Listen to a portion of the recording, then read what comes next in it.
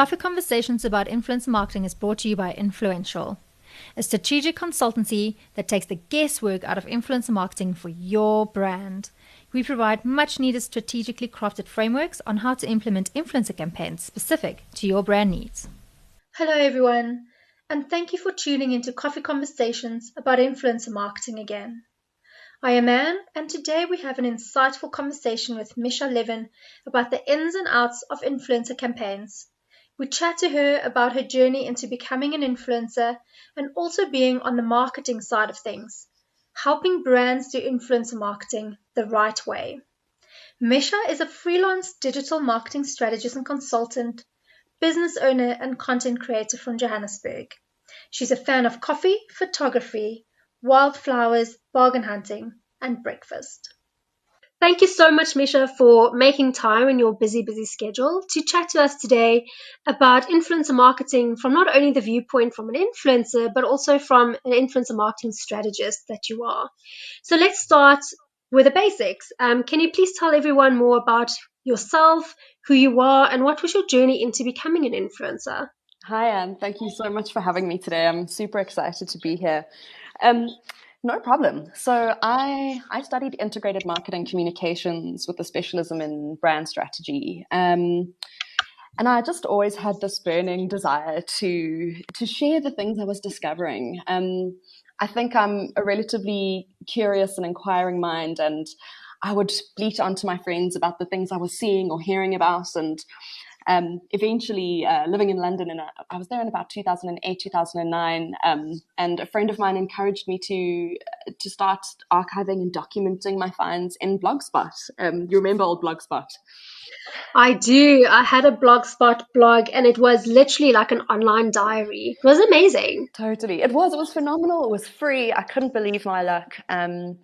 And that's just where I started housing the things I was seeing, hearing about. I think because of my sort of pure marketing roots, it was new news. It was hearing about new products that were launching, gadgets, fashion, like exciting and interesting services. And it was really just trying to document that thing, package it into something that might be interesting to an audience, and publish it on my Blogspot using horrendous photos I'd taken on my BlackBerry. And so my blog was born. But I must say it was something that I always, until very recently actually, have run in parallel to my day job. I've worked in corporate marketing my whole career, in pure marketing, and then eventually digital brand strategy and brand marketing. And I think that kind of relationship between the two in parallel has informed both sides of what I do. Yeah. I can't say that I haven't moved from influencer marketing, for want of a better word, to, purely strategy, but that strategy piece is something that I think is so, so important, and often missing from the campaigns that are shared with me through brands that are reaching out, wanting to collaborate. Yeah. There's an element that's missing, because I think that for a long time, especially in South Africa, influencer marketing has been a novelty. It's been an add-on, something that's been considered at the last minute or has happened organically. And as a result, it's lacking sort of the foundation of the campaign, which is really important, because I believe that for any campaign to succeed, you need to ensure that that strategy is in place, that's driving the creative, which is making sure that we are hitting objectives, which leads to the brand succeeding through the metrics that were clearly defined in that strategy. And the reason I emphasize that so much when clients reach out to me is because I come from the client side. I come from the brand side. I always have my brand hat on, because for influencer marketing to succeed, we need to make sure that the brands are succeeding. It's that marriage of minds that's really important. And equally important in that strategic development, I think, is reaching out to the influencer, the content creator, whatever you want to call them, to offer to them a collaborative opportunity to get that foundation right. Because I think that brands often neglect that influencers come to the party with a hell of a lot of information, years and years of trialing, testing, succeeding, sometimes failing. They're sitting with that intel. They know their audience intimately. They know what works, what doesn't. Oh, yeah. And ultimately they've got their passions and the areas of enjoyment and areas of priority that they know will work or not. And it's really important that that process is a collaborative one. I think that's where we really see success in the space. And for me, I want to see everyone succeeding, because brands can succeed, influencers can succeed, and earn well from this, and grow this into a career. And ultimately, this can also be helping loads of small businesses, local businesses. The space is a really, really exciting one if it's done properly. And I think it ultimately comes back to strategy. No, absolutely. And I think sometimes when influencer marketing became a thing back in the day, and it wasn't even called that, we just referred to bloggers. Yeah. You know, I come from a PR background, and many a time it was kind of like a buzzword, or where brands would just kind of say, you know what, this is great, we're going to, you know, invite this media or reach out to this, but can we please, you know, just include bloggers in this? Yeah. And no one really knew how to work with them back in the day. So it was just like a bolt on, like a tick box. Well, we got you bloggers, we got you some coverage, but that strategy was lacking of like, ooh, do these bloggers actually speak to the audience we want to speak to? Are they in the niche that is really interested in this? Or it's just, you know, like I say, vanity metrics that we're pushing through. And I think a lot of brands maybe got stuck in that still, or they just generally just don't know where to go from here. And that's where people like us are really, really important to actually help brands strategize. And like you say, if we can grow the space, bloggers, or not bloggers, but influencers, bloggers, vloggers, content creators, all these amazing different influencers, everyone can be successful and the brand can benefit from it. Absolutely. Everyone can win and everyone should win. Collaboration is what helps make that happen. And I think the great thing is we're exactly as you've said, echoing your sentiment. It was that bolt on to, you know, the overarching marketing campaign. It was an afterthought. It wasn't budgeted for, which is a huge pain point for me. I think we are starting to see that changing. Absolutely. We've got quite a long way to go in South Africa, but you know, remuneration is a critical part of this, and I think that, you know, none of us work for free, you know. No, so it's, we shouldn't. no one should be working for free. No. But it's also an important piece of the strategy. I suppose it's an element that I neglected to highlight. But as you know, budget is a part of that strategy. But Huge. budgeting for getting the right person on board to create the right content that engages with the right audience to achieve, you know, brand objectives. And I'm not talking about, as you said, vanity metrics like awareness. We're talking about sales. We're talking about conversions, downloads, shares, like real engagement, real return on investment. That's really important, because unless we're hitting those objectives, we're not seeing true success in a way that can be measured. And if we can't see that measurement, brands aren't going to grow their influencer marketing budgets, and they're not going to invest the time and the effort that they should be into this space, which is a really exciting one that has got so much opportunity. I think it also, there's a piece of the puzzle that is often neglected as well, which is around creative ideation. I think that maybe just through lack of education, a lot of brands don't understand how many opportunities exist in the space. So this is not only about asking an influencer in inverted commas to post a pack shot, you know, with their Colgate smile, you know, with a cool filter applied. It's about so much more than that. A lot of content creators have the ability to take really beautiful photographs. You know, consider that a part of the contract that you could be presenting to said influencer is, you know, asking for 25 high-res, beautifully edited images that can live well beyond the campaign. You know, those images can be used on the brand's own digital assets, on their own social media pages. They can even be used in print. So I think it's important that they think about the sphere in a much bigger way. This requires big thinking and real creativity to see amazing campaigns that resonate and that are successful. I mean, for example, something that I keep wondering, why are brands not doing this, is the vlogging and the podcasting space for me are two areas that are hugely exciting, but they require a hell of a lot of time, energy, and effort from a production and an editing perspective. I think audiences, myself included, I love watching vlogs. I follow loads of YouTubers and vloggers who are creating the most beautiful interesting, informative content that improves my life on a daily basis. But I know how much effort goes into, editing and publishing that short 8 or 20-minute video. But there's a content opportunity for a brand from a sponsorship perspective. Why not help enable those people, those the influencers that have got a very engaged audience, that are creating excellent content, that are articulate, who are well spoken and can really impart useful information and utility to their audiences. Why not sponsor those people? Why not help them bring those podcasts and those vlogs to life? So it's not just the pack shot. It's moved beyond the pack shot. It's moved beyond the Insta story. It's what in the sphere of these platforms and these exposure opportunities that exist, what can we attach our brand to in a realistic way? That is important also to ensure that there's a synergy. You're not going to, a car brand is maybe not going to sponsor a healthy food vlog. No. But where there's a marriage of minds and a synergy there, I think that's a really, really exciting opportunity space. And I'm not seeing a hell of a lot of that locally. So I think it's being done quite well overseas. But I'm just saying here that I think that's something that more South African brands should be considering is this goes beyond just the feed. It goes beyond the story. What IGTV sponsorships can we consider? What vlogs, podcasts? Yeah. There's even blog posts going right back to the kind of the OG of the space. Oh yeah. Always forgotten these days. I'm like, guys, there are still amazing content out there that the content creator actually owns.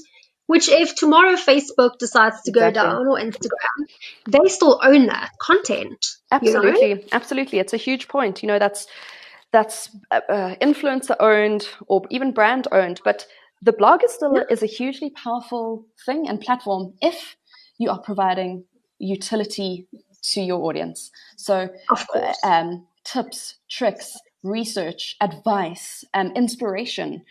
There's so much that can be done, but why not sponsor a series of blog posts from said blogger, said influencer to bring this information to those audiences in a really exciting way? But you're helping pay bills, and I promise you those relationships then become long-term relationships. The longer that relationship and that ambassadorship lives and exists, the more value you see from that influencer, the more engagement you see from the audience, and ultimately the more sales you're going to achieve. So it's absolutely, it's an interesting and important sphere with loads of opportunity that still exists, especially in South Africa. I think you brought up quite a few interesting things in the last minute or so. Firstly, you touched on we need to reach objectives. And I think it's so important for brands to understand that part of your strategy, you need to set those measurable objectives. It's all good and well to have an influencer campaign running, but if you don't have objectives or aka know what success looks like, how are you measuring that? At the end of it, was your goal to get 1 million likes? Was your goal to get people to click through to something? Was your goal whatever it might be? But you need to be able to say this campaign worked or it didn't work. So I think that is really, really important for us to just highlight in big, bold letters. Have something that you're working towards success. And then secondly, you also said content creators or influencers put so much work into creating that amazing content that is so relatable and resonates with their audiences that if you're a brand and you're really sitting there thinking like, I can't spend this budget on influencers. I'm rather just going to do my run-of-the-mill marketing or TV or digital, whatever that may be. Perhaps just give a thought of, firstly, an influencer are opted in audience. So people are there for a reason. They're there to listen to a certain niche, advice, tips, tricks, or just beautiful content. But a brand will never ever get that because people don't resonate with brands, right? They resonate with their peers. Yeah. And then secondly, for that creator, they are an all-in-one studio. So if you want to go and shoot a TV ad or a beautiful online campaign, how much is that going to cost you? And then just kind of compare that to using a one-man show who's everything in one, a creative director, an ideation, publisher, everything in one. a writer, a strategist, a Yes. photographer, a publisher. It really is a little one-man, production house. Yeah. And I think often brands and also audiences fail to see that. They don't realize the time and energy that goes into getting content out and bringing it to life, because there's so many little elements and moving parts. But I think the exciting thing is I'm certainly seeing a lot more briefs coming my way from brands where I don't even necessarily need to share on my platforms. That's not even an objective. They're coming to me and saying, we love your style. We love the way you photograph. We love the way you edit. Please, can we work with you to create a bank of images for our brand? Amazing. And that's wonderful because, as you just said, it's recognition of kind of talent, but also sort of a multifaceted offering. Which is a hell of a lot more cost effective than going to a big advertising agency or employing a very expensive photographer. And I'm not saying you shouldn't do those things. I think there will always be a need for those professionals in their spaces, particularly. There's a place for everyone, yes, and for every need. But especially for some of the smaller brands that are, that have real budget constraints. I understand that, I run my own business on the side, so I get that. But consider that said content creator may actually be able to create a bank of high-res images for your brand, share to their audience, help drive sales, create a conversation, and build brand affinity and awareness. That's huge for your brand. And actually, when you then look at the budget that is being discussed, I think it's incredible value for money. And that's the way it needs to be considered. This is not just about a post on a feed. There is so much more. One of my favorite brands that I'm an ambassador for and I've partnered with for a while is Le Boat.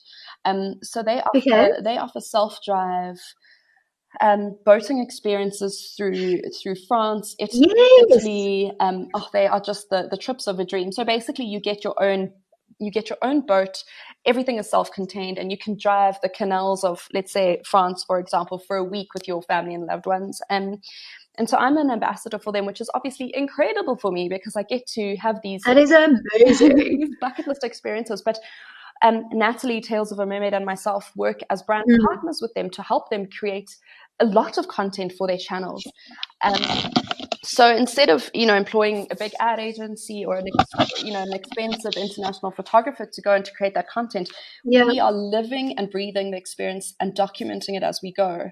And that content stipulates a large volume of photographs to be delivered, which is perfect, because it's win-win. It comes back to win-win at the end of the day, but it's just an example of how this can work for everyone. I think it's also another very important point that people often think of influencer marketing as just these beautiful images that's pushed out onto influencer feeds and vlogs and podcasts, which is amazing. But there's that other side of creating, like you say, a brand comes to you and say, like, you know what, I actually don't want you to push things out, but I want to just to use your skills and making that user-generated content, which works so well for brands instead of this branded content that's just hammering people. Absolutely. And for brands to remember that a lot of influencers can write, copy writing is something that they can be partnered into. Many influencers, can create IGTV videos. So you've got some video content that can be created. And also a lot of the content creators and influencers that I've worked with certainly are unbelievable strategic brains. So even if you're just looking for a fresh approach to your marketing, reach out to an influencer or content creator and pay them for a strategy. There's loads of opportunities that exist here. Love that. So on that point, what is the kind of big changes you've seen in the last 5 years in the industry from your perspective, from being an influencer, but also being on the strategy side? I think I've seen two really big shifts. So the first is budget, and rightly so. And I think that's really important. I think we are moving more from that bolt-on to core of campaign, or at least as one of the key elements of the overarching marketing plan is influencer marketing. And as a result, we are seeing brands budgeting for influencer marketing for the fiscal, growing those budgets for the fiscal, which is fantastic. And as a result of this, offering influencers budgets off the bat, which is what they all should be. I think we have moved beyond freebies and attending exciting events. This is now an exchange of cash, an exchange of fees. I'm not saying that trade exchanges don't exist; they certainly do. But I think it's important. It's important to ensure that the value of that product matches what's being asked of the influencer from a deliverables perspective, and is it even something that they would want in their life? It's important to do that research. So budgets, I would say that that's probably the biggest growth that I've seen, and biggest change certainly over the past 5 years, which is excellent. And I hope to see that continue to grow, and so that these people are adequately remunerated for the unbelievable amount of time, effort, and energy that's put into creating, relevant, sticky content. And then I think just the sheer volume of influencers is growing, and their audience sizes are growing, but equally the quality equally the quality of that content is improving, which is so nice to see, because I think you're seeing the ones that are really like working and succeeding in the space and growing organically are the ones who've put all of that time and energy into the content production. And equally, you're seeing that feeds are just looking more and more beautiful. The photographs have gotten better and better. We've come a long way from the photo on the BlackBerry. Oh yeah. But a lot of effort goes into sometimes styling or even props, creating a little scene that like looks organic but may not necessarily be. There's a lot that goes into that on behind the scenes. So I'm excited to see that kind of growth in the amount of people in the space and again this comes down to passions and like niche topics often. I think that one of the bits I didn't get to say in my intro was that I never entered this realm to be an influencer, for want of a better word. Sometimes that word makes me want to vomit. Content creator, whatever you want to call it. I got into this because I was just passionate about brands and marketing, and I wanted a place to share my information. That was it. I never wanted to have a big audience. A million followers has never been my goal or my measure of success. For me, it was about adding value to people's lives, sharing, and being involved in an exciting, engaged community. And I think that's important for youngsters coming into the fold. Is if you want to succeed in the space and become an influencer, that can't be your objective. That can't be why you start. No. You need to have a passion, whatever that is. It could be folding origami. It could be, decorating cakes. Travel, beauty, whatever. And there has to be a passion, because where there's passion, I think that content will work. It will be engaging. It will resonate with audiences, and automatically and organically you will start to grow. So it's important to keep that in mind when getting started. But it's exciting to see more people coming into the fold globally. This is a global conversation. This isn't about South Africa. No, absolutely.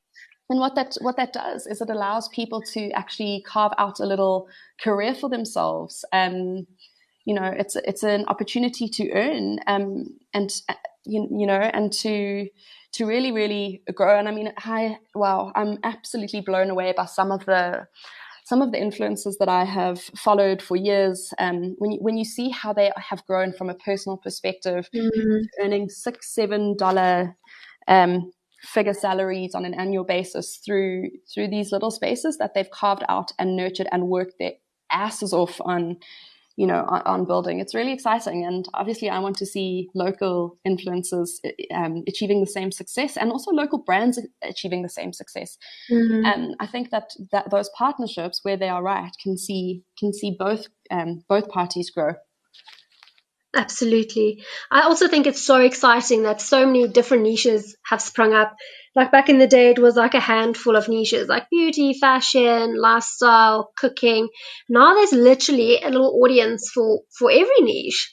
Like as long as, like you say, you're passionate about something and you're committed and consistent and giving valuable content out there, you will find an audience, which is just absolutely amazing. Absolutely. And I think it's also really important for the youngsters who's coming into the fold, who's literally like, I want to be an influencer. It's really important for them to remember this is a job or a hobby, but you need to work at it. It doesn't just happen. And there's overnight successes that you see, these people who are full-time influencers or just doing amazingly well.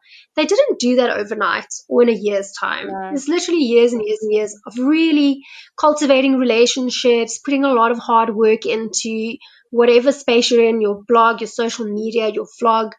But those things take time. It's not an overnight success thing. And it takes years and years to become an overnight success. 100%. But I think so many people don't realize that. Yeah, it's funny because I often get DMs from youngsters who reach out and go like, I want to be an influencer. What do? Do you have any tips and tricks? So I say, just get started.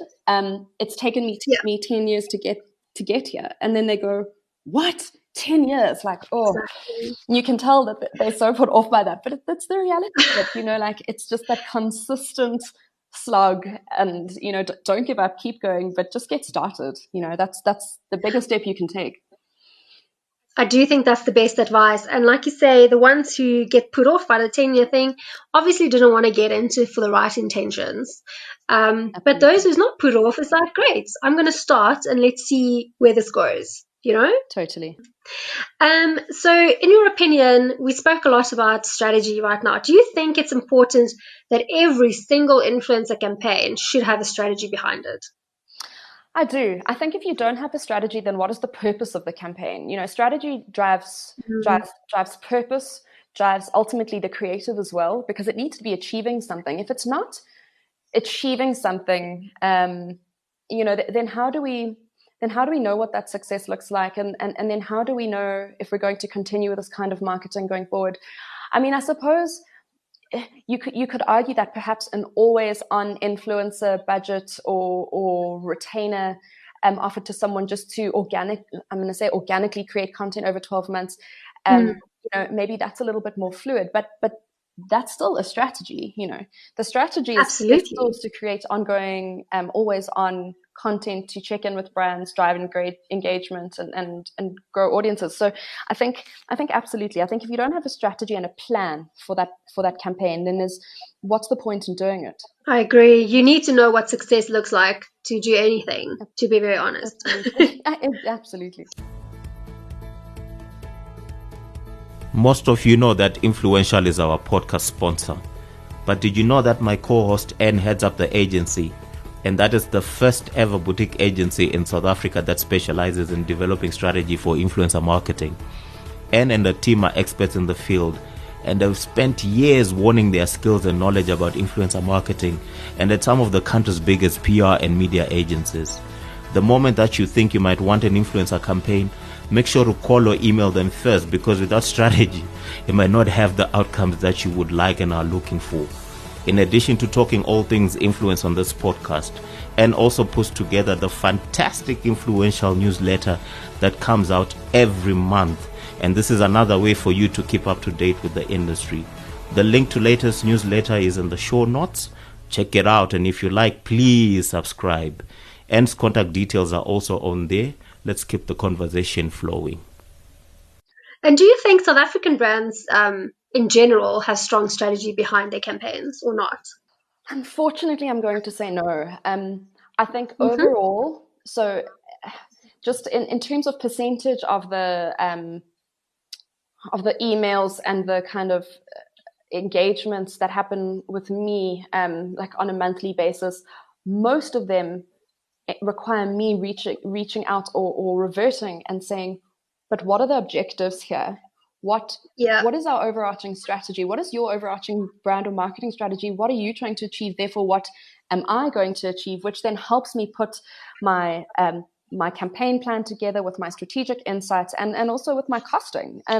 So I think unfortunately it's a little bit sad and frustrating that that those parameters aren't being outlined, you know, in those initial engagements, and you can tell that they haven't been considered because there's no immediate often. I'm speaking on behalf of a lot of the engagements that happen, not all of them, because there are some brands that are just so unbelievably savvy. It is such a pleasure working with them. This is all so well articulated, so considered. You know, they come to the table with a budget, a contract, a plan, Amazing. fluidity, a request for collaboration and insight from the influencer. Like, it's just so perfectly curated from the outset. And I just wish more brands kind of were like that. So unfortunately, on the whole, I think no. But it's something that I'm seeing more and more of. So I hope that we get to the point where every single, request for collaboration comes with an introduction that includes a bit of strategic information and objectives, just to help ensure success for both parties at the end. Yeah. Do you think it's because perhaps South Africa is kind of still in its infancy state when it comes to influencer marketing? We are certainly not where kind of Australia, Europe, America, even China is at yet. We're kind of still finding our way, but we're kind of getting better. Do you think that could be it? I do. I think it is maybe a little bit of lag, potentially a lack of education. I think sometimes even the agencies aren't up to speed, and sometimes brands are using agencies to put these plans and strategies together, and I'm not seeing the quality there necessarily always. So yeah, I think we are slightly behind. But I think if we look to our international counterparts, Australia, for example, is a great example of a geography that's just absolutely shooting the lights out. Amazing. Yeah, and you can see it again. It comes to its budget, strategy, collaboration, and partnership, and ongoing, ambassadorship style campaigns and programs that just work and result in sales. It all comes to sales at the end of the day. Look, at the end of the day, that's 2020. That's where people are at, eh? You need to start converting. Otherwise, oh, well, that was nice. It's certainly a hell of an interesting time in the world for the sphere. And I'm saying digital marketing as a whole.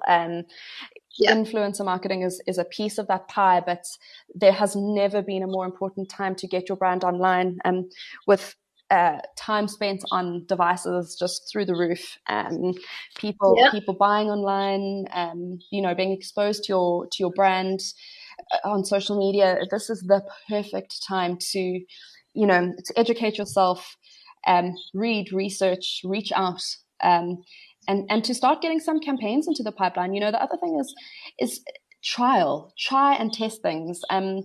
I often work on behalf of brands, strategizing and implementing their influencer campaigns for them. And I always try to trial and adapt from my perspective. Let's run something for a few months with a few people. We'll do a post-campaign analysis at the end of the day. Let's hack that plan and those results at the end, determine what worked and what didn't, and then we pivot and we adjust to the next trial of influencers and the next campaign. And eventually I think you will get to a place where you've got a tried and tested recipe for success that's working for you, your brand, and the influencers you partner with. And then the intention should be to develop ongoing, long-standing partnerships with those people to really drive engagement in the space. No, look, exactly. And that's the beauty of influence marketing, right? It's mostly digital, which means you can trial it. Absolutely. And you can pivot as you go and get that sweet spot before you kind of put a lot more budget behind it. Yeah, and that's what I love about digital marketing. And one of the reasons why I got into it, many, many years ago in my career was because of that measurability of the space. This isn't like, flighting a billboard and then guesstimating how many cars have driven past that billboard. I mean, just because a person's driven past it doesn't mean they've looked at it. Have they recalled your call to action? Was there a call to action and perhaps a website? Did they see it? Have they recalled it? Have they then gone onto your website? Like, for me, I always had a huge issue with with those kinds of traditional media figures, because they just felt so vague to me. And whereas this is completely trackable, measurable. For example, one of the areas in the space that I love is affiliate marketing.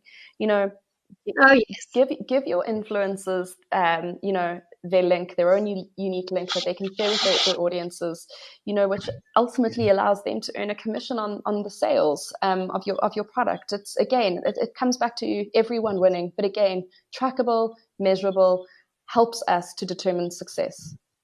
Well, speaking of affiliate marketing, do you think South Africa is ready for that in the space? purely because we find still that in South Africa, influencers aren't really great for converting sales. They're absolutely amazing at awareness, driving people to a certain landing page or click or drive them in store, all these different calls of actions. But asking them to actually be responsible to convert sales, we still see that it's not really working as yet.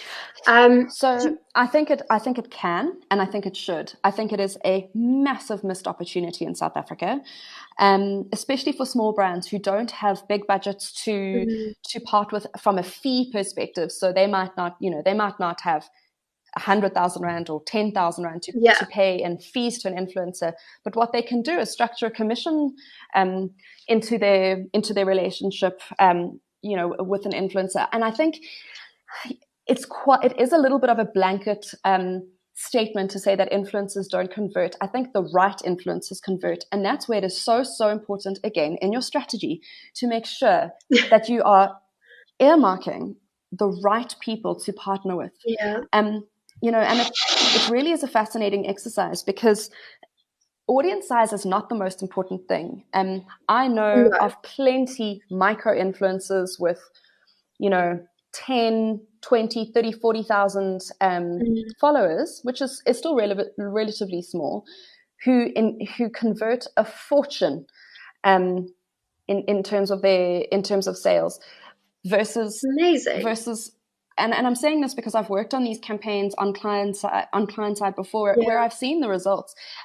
You can have someone with 20,000 followers working in a campaign alongside people with 200,000-300,000 followers, and the person with 20 might actually see more conversions at the end of the campaign because their audience was right, their audience is engaged, the message was on point, the content was perfectly produced at the right time in the right way.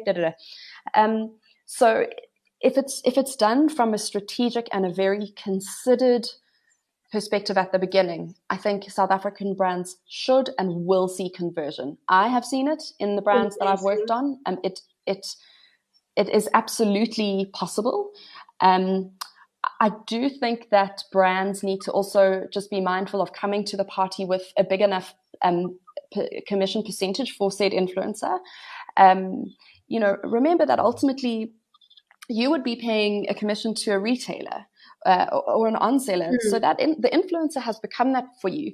And if you were prepared to give away 20, 30, 40% to the retailer, well, then I think that you should be doing the same with influencers. And again, it's win-win. There is impetus for the influencer to actually speak to their audience, to create content, to share that message, because they can actually earn a living from the conversions and from the sales that they generate. So it blows my mind how few South African brands have affiliate programs.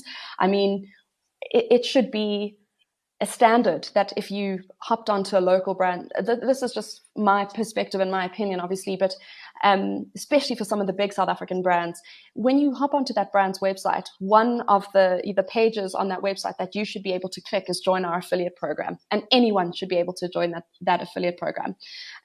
Because what you'll start to see is big or influencers with decent sized followings or big followings, hopefully coming to the party and being able to help spread your brand, your product, your news in a way that helps them then pay the bills at the end of the day. I mean, when you look at the affiliate programs overseas, you're seeing guys earning $8, $9, $10 million a year through affiliate marketing alone.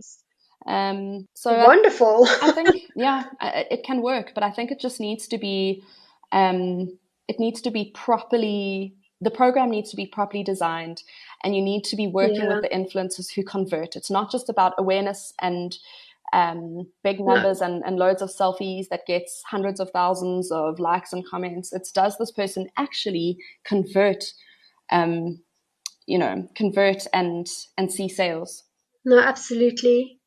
I do love that. And I think it is big part that kind of mind shift of the brands as well. Like you say, you would have paid a supplier in any case, the 20% or whatever. Absolutely. Why not offer that same kind of deal to your influencers who, is going to ultimately reach the correct audience, your niche audience? It's not just a blanket kind of marketing. Absolutely. And remember, it garnered a sale. So we're not asking you to pay the influencer, millions of dollars before anything's been sold.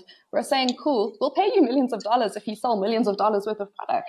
That's also where you'll find the right people, because if you're not going to sell anything, why would I be part of your campaign? Absolutely. And again, it'll very quickly show the brand, I think, who's working and who's converting and who isn't. And then that can help drive different kinds of campaigns with those influencers in future. Because if you then can identify and go, wow, these 5 people really, really worked. We saw we saw a 60-70% conversion rate through them, which obviously yielded a fantastic return for us as a brand. Then let's work with those 5 people in our future campaigns, because we know that they convert, that their audience is truly engaged, and that their audience trusts the product that they're sharing. No, absolutely. I think earlier we also spoke about in the last couple of months, we've seen globally, and even in South Africa, we saw the research showing that people are just on social media a lot more, and also online, just purely because of COVID-19. We're all staying indoors. We're all kind of being safe. So people are using social media either for escapism or actually to get more information, right? Yeah. So a lot of brands that kind of was very hesitant to use influencer marketing are now kind of starting to dip their toes in it, and also digital marketing. And when our brands come to us, I'm always like, guys, this is now the time that you're ramping that up, because this is where your consumers are sitting right now. They're waiting for your content, but obviously you need to be not tone deaf in these times, and not kind of push product on people unnecessarily, and be a bit more empathetic. And like you're saying, you can reach out to your customer base, ask consumers what they need from you so you can serve them better, right? Absolutely. But do you think that's a good move right now for people or for brands to push harder on those channels? Absolutely. Well, I can give you an example of a campaign I worked on recently, and what I love about it is just how nimble this company was. And this is a small, real, tangible example for you. So it was just before lockdown. I luckily snuck in there early before everything closed. I love gardening, and I'm trying to nurture Well, me too. Oh, that's my best. It's just, I find it like It's it's the best. therapy. It's green therapy.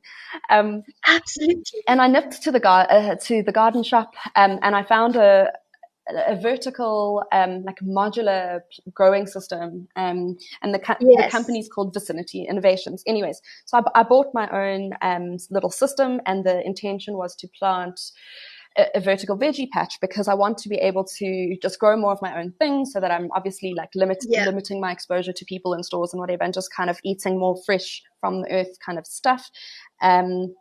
So planted this thing. It's been a huge success. My little veggies and herbs and things have loved the little space they're in. Yeah, it's been like, I feel like a proud plant mom. But don't you, like, every time I plant something and it doesn't die and it thrives, I'm just like, I'm a proud mommy. Let me hug totally. You. Yeah, it's so rewarding. I'm totally becoming my mother, and I get now why she just loves gardening so much. It is such a wonderful hobby. And it's kind of scary, because my mother's also a great gardener, and I was looking at her the other, and I was like, oh my gosh, I'm turning into my mother, and I'm actually okay with that. Yeah, I actually think it's wonderful. My husband may disagree, but I think it's wonderful. But so, to cut a long story short, so essentially, my little garden was thriving, and this is just the way I am. Like, to hop onto Instagram, look at their page, what kind of traction do they have, how big is their audience, and often I will reach out proactively, which is something I also hope is kind of in future becomes better received by brands. But I reached out to them proactively, and I was like, guys, I just love your system. Like, let's collaborate and let's work on something together to bring this product to people, because it's wonderful. I think it's the perfect time, for so many reasons. Gardening is also so great for kids. It's very, very therapeutic. We can grow more of our own things to consume. Anyways, all of those good things. And it was such a wonderful experience, because they turned around to me, and within a matter of 2 weeks, maybe, they created an online shop that didn't exist. It was one of the first things they said to me was, we would love to collaborate with you, but we don't have an online store. So how are we going to get this product to people? And they literally said to me, leave this with us, give us a week, we'll be back. I gave them a little bit of insight and guidance as to what I thought could and would work, just from a digital marketing and a dev perspective. And they have switched on their online store that's enabled through Facebook. And I love that they recognized in that moment that opportunity, and they just did it. It doesn't cost a fortune. It is so easy now through platforms like Shopify to be able to, and Facebook and Instagram, to be able to turn on these little micro online stores. So there's, just back to your question, I just think absolutely it's the right time, and it is so easy to do. There really is no reason for brands to not have an online shop or to not be online anymore. And I think if you can't afford influencer marketing campaigns or to pay people, perhaps look at that affiliate structure then, offer a commission to influencers to earn some money on the sales of your products, and take it from there, and they will see the growth. But what an amazing story from a brand side. Like, you hardly ever hear things like that they jump on an opportunity like that. So she loves that.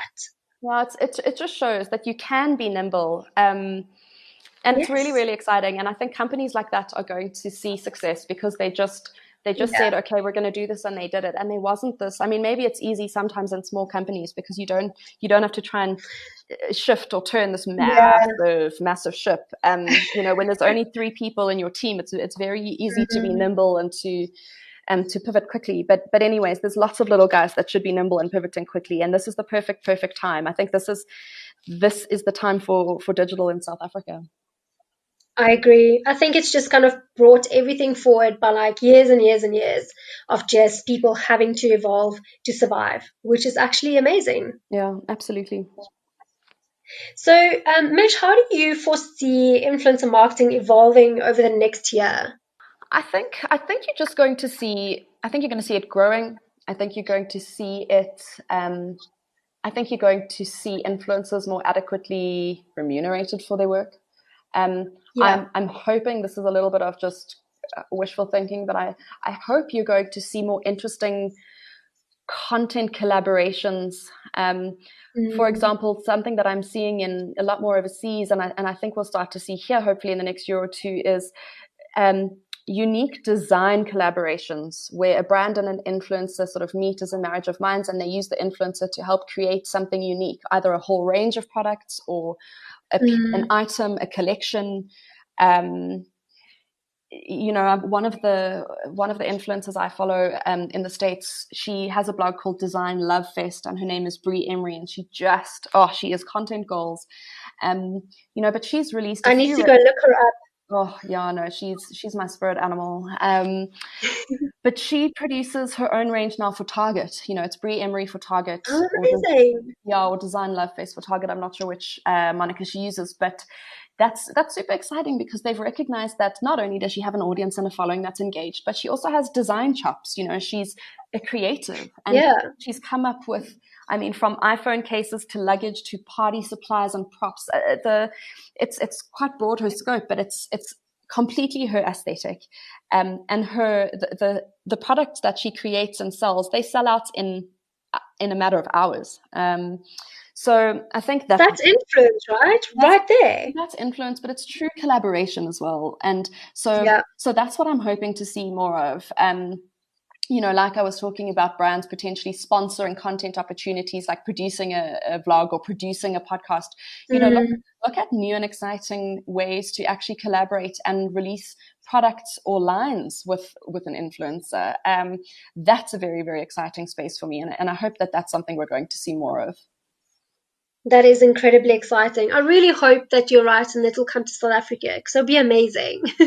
It'll come. It's just, I think that the brands who jump first are going to probably see the most success, and it's because they will be kind of like, I don't know if revered is the right word, but hopefully applauded for their creativity and their originality. And it isn't, but no one's doing it here really. No, absolutely. Well, Misha, we're almost at the end of our conversation, and it's been so informative and just such a lovely chat with you, and just kind of looking into the future and the exciting things that we can have in the space, and hopefully it'll come. Oh, thank you. So, to sign off, can you please give our listeners 3 tips for good influencer marketing strategy? um, I'm going to start with budget. I'm going to say, Perfect. please budget accordingly, and remember Yeah. that influencers and content creators have bills to pay and mouths to feed. I think consider strategy and consider strategy, objectives, and measures for success early on in the process, so that when you reach out to these people to collaborate with, that you've already answered a lot of the questions that they might have. It just helps streamline the process, make it happen a lot faster, but also ensure the success of the campaign. And then I think thirdly, the point I want to land is to value and to emphasize long-term partnerships and ambassadorship programs, because I think that long-term relationship is really where the sweet spot lies. That's where you see real value in the relationship, real engagement from the audience, and then ultimately real success for the brand. 100% agree with all of those. Those are fantastic tips. Thank you, Misha. Oh, it's my pleasure.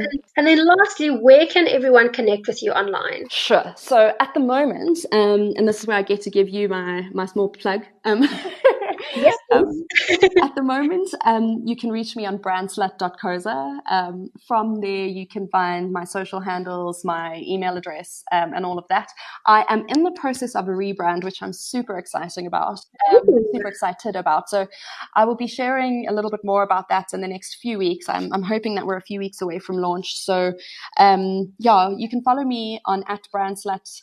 On Instagram. That's my most active channel for now, just ahead of us launching the new blog and website.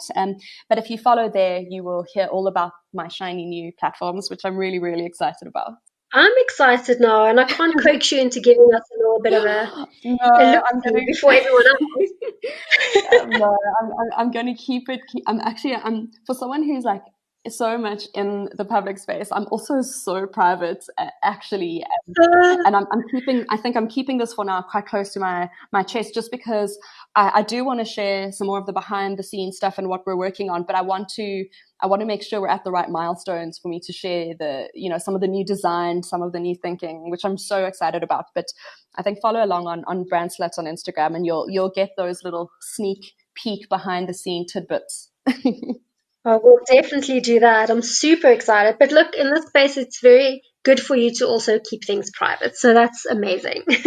Oh, but thank you so much for your time. It's been so wonderful having this conversation. And I look forward to hopefully some more chats with you in future.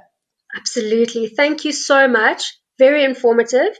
Everyone go follow her, and let's very excited to see what the new branding looks like. Thanks so much, Misha, and we'll catch up soon. Thanks, Anne.